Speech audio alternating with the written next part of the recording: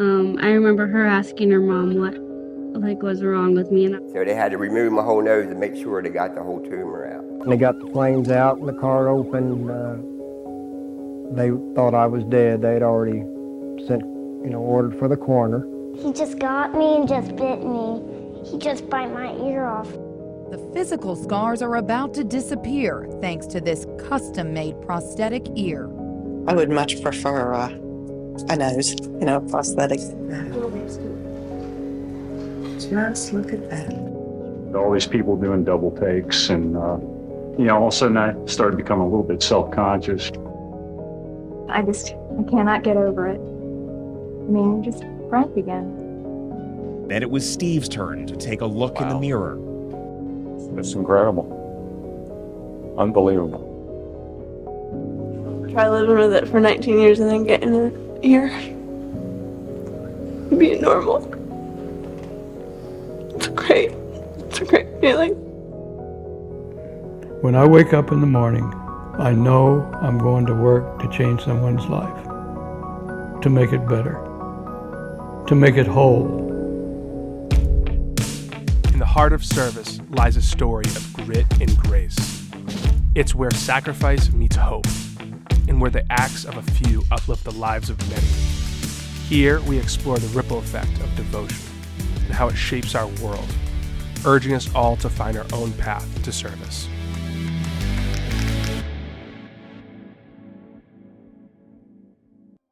What defines your identity? Is it the contours of your face, the lines of your hands, or the way others recognize you?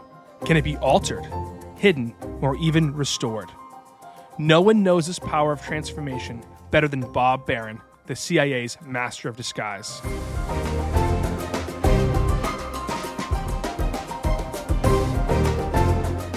When I was designing silicone masks for the agents, when I was finished designing the mask, I would look at it and I'd say, is it going to put your life in jeopardy by wearing this? But it would have to pass my close scrutiny before I would give it to an agent. Bob never imagined that the career he would have in the CIA. In his younger years, he dreamed of becoming an artist. In high school, his drawings were so lifelike that people thought they were photographs.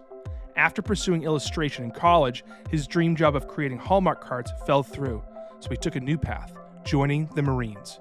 After serving in the Marines, he was recruited to be an art director for a Navy magazine at the Pentagon.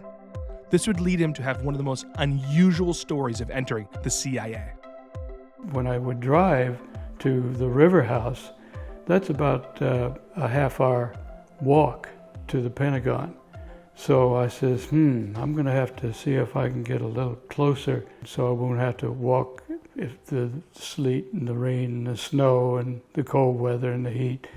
So I went out in South Parking and I borrowed a parking sticker on someone's sun visor. He'd take that borrowed parking pass and create a perfect replica that he used for a year, avoiding the rain and sleet. Eventually, a jealous colleague turned him in. Copying or forging a government document is a federal offense, and Bob found himself in big trouble, standing in court right in front of a federal judge. Approached the bench, and he was right there, and he wanted to say something to me. And he went, "Damn good job." He said, "It looks better than the real one." No way. Now get the hell out of here.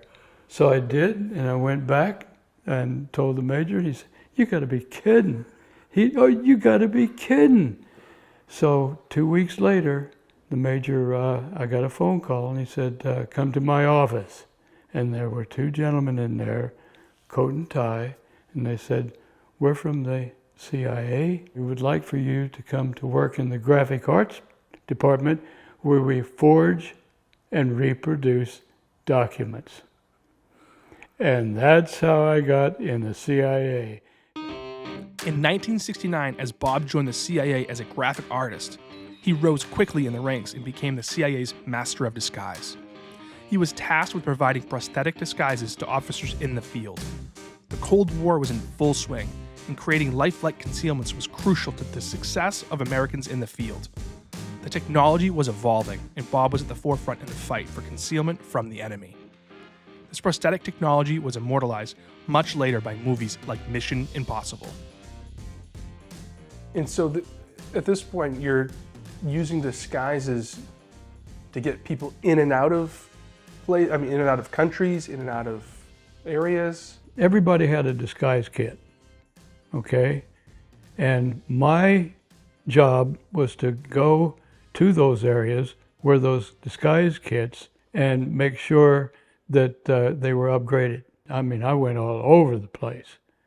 Then that's when we started the silicone mask. But after revolutionizing the CIA's mask efforts, Bob began to set out to see what others in the field were doing. This brought him to a prosthetics conference hosted by the legendary Hollywood prosthetic artist John Chambers, known for movies like the 1968 Planet of the Apes. Bob was sent by the CIA to see what technologies were being used in the private sector to expand their expertise. He had seen many people at the convention with physical deformities, and the talk was about designing prosthetics to help these folks. It started something in motion that would never stop. There were several disfigured people there, and I said, if I can put someone in hiding, I can bring that person out of hiding. Or if I can give somebody identity, then I could give their identity back to them. And when I saw that, the light went on. I said, Bob, you could design prosthetic devices so those people could live like they used to live before their differences. The CIA allowed me to come out from undercover to start my humanitarian work. And the humanitarian work is designing prosthetic devices for burn patients, cancer, disease, congenital defects. And what a gratifying way to start my second career for giving people a chance to live. We got the opportunity to speak to two of Bob's patients, Shannon and Bruce. Shannon had been born without a left ear, and Bruce lost his right ear in an ATV accident when he was a teenager. We wanted to hear their stories to get a perspective on what it was like living in this situation. I was one of those who have hid all my life. I've hid something all my life. I hid from activities. I hid from sports. I hid from, doing different things with groups of people. And he did definitely bring me out of hiding, for sure. My right ear was torn off in a ATV accident. So this probably happened about when I was age 15 years old. I had a plastic surgeon who had basically said, yeah, we can take care of this. All we got to do is take cartilage from your ribs, and we'll mold that into an ear and you'll be good to go. But I don't know, if you've met many of Mr. Barron's patients, that never works out. I was just so glad when I found Mr. Barron, because I thought, could this really be a reality for me to actually have two normal ears, be able to wear my hair up in a ponytail and, pull it back and nobody know that I don't have an ear? Because when I take this off every night when I go to bed, I don't have an ear. I can't even tell. So when you did it before, I'm like, I couldn't tell which one was which. Yeah, so I mean, this is my prosthetic ear right here. Okay. Walking through the custom prosthetic design office in Ashburn, Virginia is like something straight out of a movie. It's part laboratory, part art studio. Ears, eyes, faces, hands, pictures of patients. It's a place where so many people have come hurting from physical and emotional wounds and left feeling whole again. Decades of people have walked through these doors looking for help and found Bob designing their new body part. So many men, women, and children have come into his office with a broken identity and left with a newfound purpose. So what do we have? These are all silicone ears? Yeah, these are wax. These are wax ears. Okay, and see this tool here? Looks like a toothpick. See that tool? Yeah. Then I put the pores in. like that. Again, it's always And fascinating when I go there to see him, just when he's doing the tenting, where he's able to be able to understand how the light reflects on the surface and at what angles, that he's doing the tenting, how it reacts differently to the light. This is a very unique skill that he has. Final result is pretty well indistinguishable from my left ear right now. I'm able to wear glasses correctly now. They fit good, and although it's a small thing, I'm able to wear in-ear headphones and all that sit in my ear now, which I wasn't able to do before. It's small, but it makes a difference. What truly sets Bob apart is the deep personal bond he creates with his patients. His office is a testament to this, with dozens of albums full of thank you letters and hundreds of stories from those he's helped. As he recalls one of his earliest successes, a little girl who lost her ear in an accident as an infant, you can feel the emotion and dedication that still fuels his work even after so many years. I tinted the ears and I put them on her. Grandma and Grandpa are here, great-grandma, Mom and Dad, Ramona, and we went up to the mirror and she was looking like this, and she looked for a while and then her head turned to the right like this. And everybody thought, she doesn't like it. She was crying. She was crying. And she turned around and she put her arms around me and looked at me and said, Mr. Barron, I love you.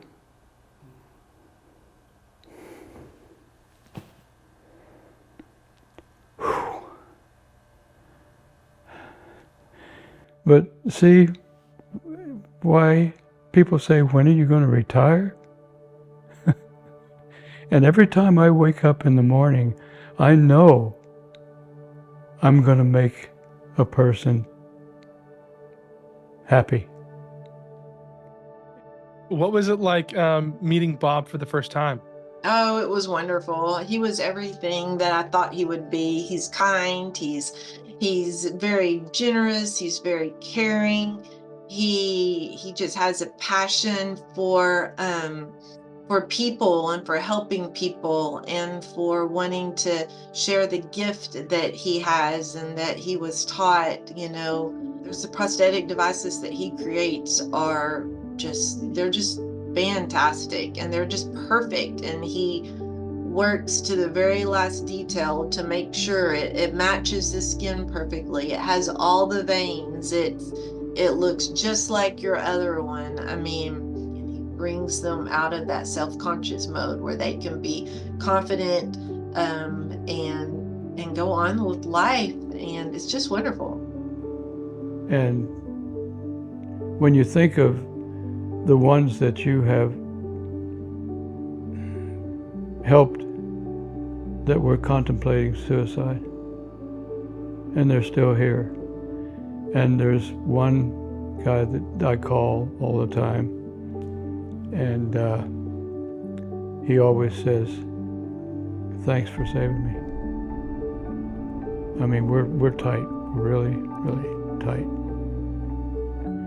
And to give someone the chance to go out and not be a prisoner in their houses, it's such a gratifying way to be able to give somebody the health that they were used to before their differences. And that's what I'm still doing. One's purpose isn't always clear from the start. It often reveals itself over time, through the twists and turns of life.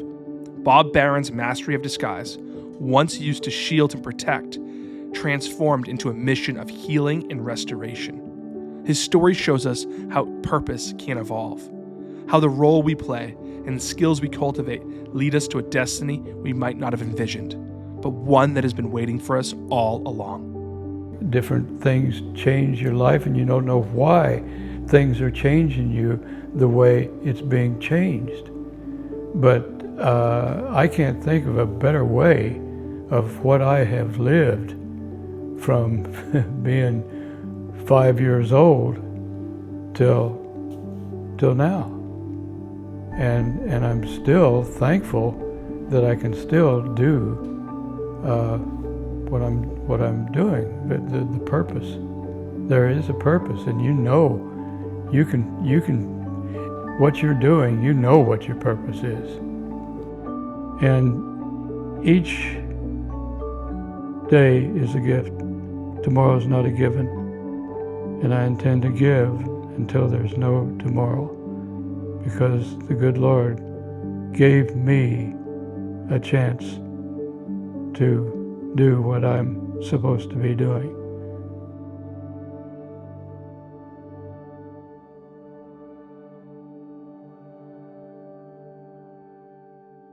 And the more I got into it, the more fun it was. And the students were terrific. And they even started a QO Plus club at Cal Poly. You know, they wanted to help. They wanted to do something that made a difference in somebody's life. You know, there's a lot of good people out there and a lot of good people doing good things. And we got to put them out front